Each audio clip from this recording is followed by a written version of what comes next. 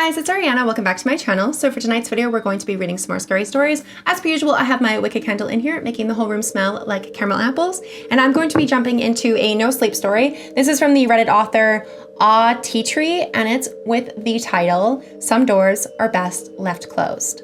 The saying, "When one door closes, another one opens," is generally accepted as an uplifting message to inspire those going through rough times. But what happens if the door doesn't belong and should have remained closed?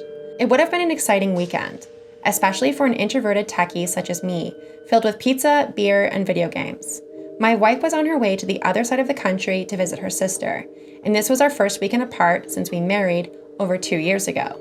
It's not that I was in a hurry to get rid of her or anything. In fact, a part of me wanted to ask her to stay.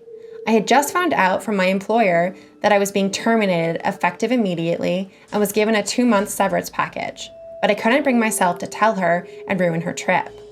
The introvert in me was relieved to have a weekend to sit in silence, process what the future held, and perhaps jump into some video games for the first time in a while. As the evening grew into the night, I found myself reclined in my chair, browsing Indeed on my phone in silence.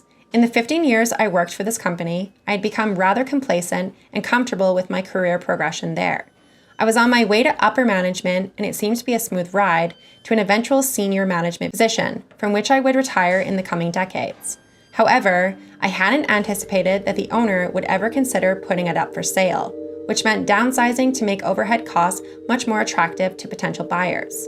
While my performance was consistently top tier, so was the compensation I had battled for throughout the 20 years with this company, which made me an easy target for reducing costs. Dread began to sink in as I scrolled through the job posting after job posting. Nothing even close to my current salary was available, and was just settled into our dream home 3 weeks ago. Said dream home was admittedly at the limits of our budget before I had lost my job.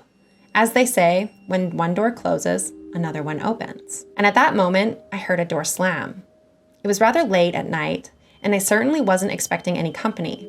Part of me selfishly hoped my wife's flight was canceled, and she had decided to come home without telling me. Yet, as I walked through the kitchen to the front door, there was nothing but silence in an empty house. Peering outside, I could see there were no cars, no movements, just a few streetlights fighting against the darkness. Something caught my eye as I turned around. Walking back to my chair, I found myself staring at a door. I know it sounds strange. Maybe I should have gone up to bed, but there were a few things wrong with this door. I had no recollection of this door existing before tonight, and there it stood in the center of the wall between the kitchen and the living room, centered behind the dining room table. I immediately took a picture and sent it to my wife, asking her if she had any memory of it being there. Looking at the time, it was 11:30 p.m. Eastern. She probably wouldn't be able to respond for another few hours when she landed in Portland. I decided to ignore it and just go back to my chair for some YouTube before bed. As I sat down and I reached for the remote, it dawned on me. I was looking at the other side of the interior kitchen wall where my mysterious door resides, except there was no sign of it in the living room side of the wall. Clearly, my day was getting to me, and it was time to head up to bed and try to sleep it all off. I couldn't help but glance back at the wall as I walked back through the kitchen. I felt the need to prove to myself that there was nothing but a blank wall. In a pang of fear, I realized the door was very much still there. What would be the purpose of a door on an interior wall that goes nowhere? I couldn't remember if the door had always been there or not, but why would we put the dining room table in front of it? There was no way I could sleep without investigating this further. I felt an unstable need to open it and see the back of the drywall that faced the living room. Curiosity and a touch of fear washed over me, and I pulled out the dining room chairs and pushed the table out of the way. As I stretched my hand out towards the door handle, my phone began to vibrate wildly in my pocket. It felt like the kind of vibration you usually feel when an emergency alert comes through. But looking at the screen, it was showing that my wife was calling me. Odd, given that she isn't supposed to land for a few more hours. So I obviously answered. Upon swinging my finger to the right to answer my wife's call, I smiled as I anticipated her sweet voice. Instead, I nearly threw my phone in horror as static followed by the sound of thousands simultaneously screams filled my ears. My thumb raced for the hang up button as the call cut to silence. Then, in seemingly the same voice that was screaming a moment earlier, said clearly, "When one door closes, another one opens. You should have told me." Before I could react, the distinct ringing of a disconnected phone call hit my ears, followed by the pounding of my own pulse. Did that just happen? Am I losing my mind? Not knowing what to do, the thought of immediately dialing 911 popped into my mind. Either I was dreaming, having a mental breakdown, or my wife was in serious trouble. Before I could come up to a conclusion, I looked up from my phone and the call immediately vacated my mind. The door in the kitchen wall was now open. It was opened inward. A full-size door opened inward into a wall that was at most a foot thick. At this point, I was convinced this wall was a horrible nightmare, and I figured I might as well proceed forward in the hopes of soon scaring myself awake. It certainly didn't feel like a dream, but what else could it be? I just received a chilling call from my traveling wife, who shouldn't even have cell service, and was currently staring through a doorway that opened into a wall in my kitchen that should be revealing the living room. Screw it. I turned on my cell phone flashlight, took a deep breath, and I stepped through the door. Those who know me know I love the cold, but nothing could have prepared me for the chilling cold I felt the moment I walked through that door. It was as if the chill in the air was hitting me from the inside. 10 feet down the impossible hallway, I heard the door slam shut behind me. And up ahead, I heard what sounded like a door creaking open. For some reason, I couldn't bring myself to look back towards the door that had just slammed shut. At this point, I had really expected, or hoped, to wake up in my chair. But there was no such relief, as I marched towards the sound of the opening door with my phone light barely showing the way. After I walked what felt like a mile, I finally began to see the source of a light that wasn't coming from my phone. It appeared to be an open door on the right side of the hallway, about 100 feet ahead. Just a few feet away from the door, then I could start to make out some shapes. On the other side of the door, my phone began to buzz rapidly as if I received the following text messages. Unknown. When one door closes, another one opens. Unknown. When one door closes, another one opens. And it repeated 4 more times. Unknown. You should have told me. I was standing in front of the open door at the end of the impossible hallway now, but as my eyes came into focus, I was hit with a bright flash of a light at the most intense heat I've ever felt. In the next moment, I gasped awake in bed and I sat straight up. Heart pounding, breathing heavy, and drenched in a cold sweat, my eyes came into focus to see my wife in bed next to me giving me a rather concerned look. Are you all right? She said in a concerned voice, matching the look on her face. Yes, sorry, just a bad dream. Weren't you supposed to leave last night to visit your sister? I asked, a little dazed and confused. Her face went immediately blank, and she responded, just like you should have told me you lost your job yesterday? My heart sank, and I said I know I should have told you, and I was going to, but I didn't want to ruin your trip. You haven't seen your sister in forever, and I figured there wasn't much we could do about it over the weekend anyway.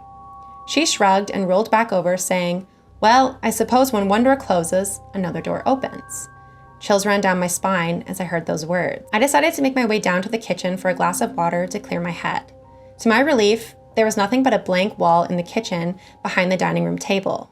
With nothing better to do, I sipped on a glass of ice water. I began looking at my phone. Somehow during my terrifying realistic slumber, I had missed no less than a few dozen texts and calls from various friends and family. But there was no voicemail, so I turned my attention to my text messages. I'm so sorry. Please call me when you get this. I began to rapidly think of who the most likely family member to have passed away was, and then I read, I just saw the news about your wife's plane. I can't imagine what you must be going through right now. Please don't hesitate to reach out if you need anything. I immediately began to Google Portland plane crashes to see if I could find out what happened. Obviously, no one knew that she decided to stay home, but what a wild stroke of luck, and sure enough, there it was. American Airlines 747 crashes 5 miles from Portland. No known survivors at the time. A weird feeling came over me upon reading that. I had to tell my wife about the plane crash, but how would it make her feel to know she'd be dead if she didn't decide to cancel her trip with her sister? What bothered me even more was the fact I still couldn't remember going to bed last night, and I could swear she left for the airport around sundown. Hey honey, you should probably call your sister and tell her you're all right. Turns out the plane you were supposed to take crashed a few hours ago, and it doesn't look like there was any expected survivors. I called this up the hallway, and immediately feeling a bit insensitive for not addressing this matter face to face. I certainly wasn't prepared for the response she gave. Oh well, when one door closes, another door opens, she said as I heard the bedroom door slam shut. Those words still have me shaking downstairs in our kitchen. It was certainly my wife's voice that responded, but my mind is racing as I process what I heard. I'm confident that last night's lucid dream has ended. My senses are much more heightened than they should be if I was truly still asleep. Is that really my wife upstairs? Was that just a dream? And most importantly, do I dare go upstairs and open the bedroom door? And that's how the end of the story. Oh my God. Do they have an update? I need to know. Holy crap. That is fucking terrifying. They don't. So I don't know if they're going to update that story, but that story is fucking terrifying. Holy crap. That was so weird. And I have so many questions. Is that his wife? Is he still in a dream? What happened when he walked through that door to that hallway and he made it to the end of the hallway and he woke up? Is he in like a parallel universe? I was getting like Coraline vibes. Did he go to a different dimension? Like exactly like our dimension, but not? Oh my God, this is so weird. I really hope that that author updates because I would love to find out what the hell is going on with that story because that story is so freaking good, but so fucking creepy. Holy crap. This is from the no sleep section as well, and it's from the Reddit author Ty_pod, and it's titled, "There were dead bodies all over my town, and people are dancing over them."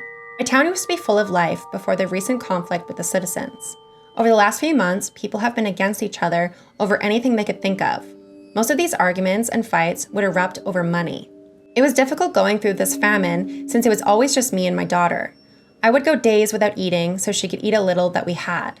Because of employers not having money to give to their workers, a lot of employees went on strike and would shut down the business completely. Only a few families moved away from this hell, but most of us, like myself, had no money to. On the 6th month, almost every house in town had no heating, water, or gas. We were left with the basic canned foods if we stole them from shops. After 3 people died from starvation and hypothermia, my daughter saw something odd while she was walking home from school. She told me that she saw a woman dancing in the street, but the entire time she had an unnaturally large smile on her face. I tried to put this aside when she confronted me with this before bed, telling her she was most likely doing some street performance because she needed money. The next day, my daughter and I took a walk around town to pass some time and to get out of the house for the first time in a long time. While we passed Main Street, we saw a group of about 15 people dancing. They were all in sync with the same smile that wrinkled their cheeks as they danced. Some of them looked physically tired. Their smiles were distorted from holding them for so long. It was disturbing, to say the least. They didn't look at us as we walked past them. I honestly couldn't tell if they even noticed us, but my daughter found it terrifying. She told me it was like they were robots, following a script. She was afraid that this might be an illness. I kept my street performance excuse that I myself found hard to believe. When she went to sleep for the night, I thought that they would have surely went home and be in bed by now. Or they were at least getting ready to, since it was 10 at night. I put my coat on and I put my hood up before walking out the door, making sure to lock it to protect my daughter from possible intruders that would be desperate for my possessions. I went back to Main Street, and it was about a 5-minute walk from my house. I don't know why I felt the need to hide behind a building and to peek around it, but they were still dancing. This time, though, the faces with the wide smiles were all looking directly at me. Even in the dark of the night, I could see their faces droop with exhaustion and fatigue. After 3 days of staying in the house, we saw a body on the ground the next time we went out. I panicked and I called the police, and they were on their way to a group of what was now around 40 people still dancing with the same smiles they had on for the past few days. A large number of them were moving slower, a bit more sluggish. What the hell are you guys doing? Can't you see someone has died? Even with my yell, no one seemed to hear it, but my daughter, who was now hugging her knees as she sat on the ground. The paramedics came and simply took the body away. They didn't disrupt the group. I felt like the doctors were more tired than the people that were dancing for days were. They held seldom expressions as they took the body, not passing a glance to us as they left. After that day, I managed to search the entire house for some paper and color pencil and taught my daughter to draw so she would have no boredom to consume her, and I put the radio in her room so it wouldn't be too quiet. I didn't want her to go out of the house. The only time we did was to scavenge for some food. After about another week, I went outside to the shop. There were a few hundred people on Main Street now. They were crowded into people's yards, into the road, anywhere they could fit themselves. I saw people who once had an impact on the town. As I looked around, I saw the mayor as well. I couldn't tell who wasn't in the group anymore. Most of them were still dancing, but more than 20 of them were now dead. Whether it was from exhaustion, starvation, or dehydration, they were dead. Some of them were beginning to decay in the street, as others leaped over them to continue their routine. The smell was horrible, but no one seemed to be bothered by it. I walked in front of a young woman dancing, and I waved my hand in front of her face. I hoped she would say something, one word even, but she stared right past me, and she didn't even blink in my direction. Looking closer, some of them had tears streaming down their faces as they watched the people around them collapse in the street. Soon enough, when I was getting food for my daughter, I passed the group to see her face amongst them. She was smiling wider than I've ever seen. When I tried to pick her up, she clawed and scratched my face until I put her back down. For a while, I sat on the steps of the town courthouse. I've never felt this terrible in my life. For some reason, there was something itching at me, a voice I've never heard before, one that felt as if it was controlling my body, and it was telling me to dance. And that's the entire story. That is just a really weird story. That is a lot to unpack. I don't even know how to start because that's just fucking creepy. That reminds me of like, have you guys watched the new show that is based on the video game where the fungus, it's like a zombie virus, but it's like a fungus, takes over your body, called The Last of Us? That reminds me of The Last of Us, but instead of it like turning you into a zombie and like making you do zombie things, it's making you dance.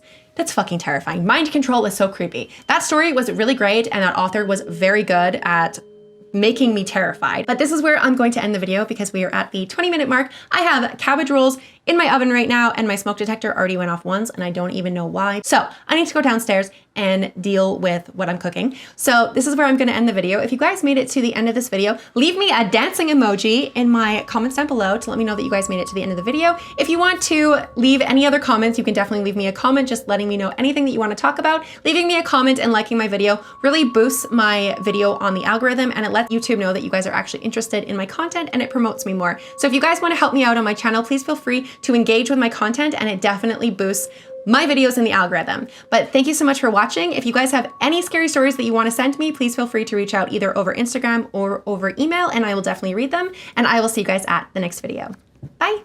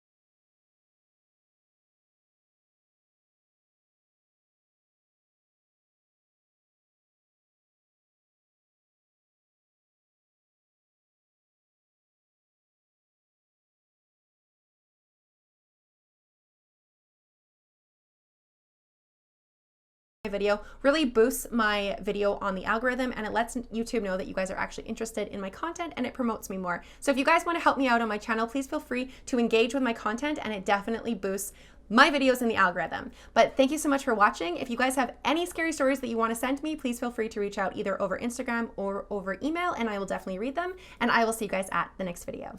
Bye.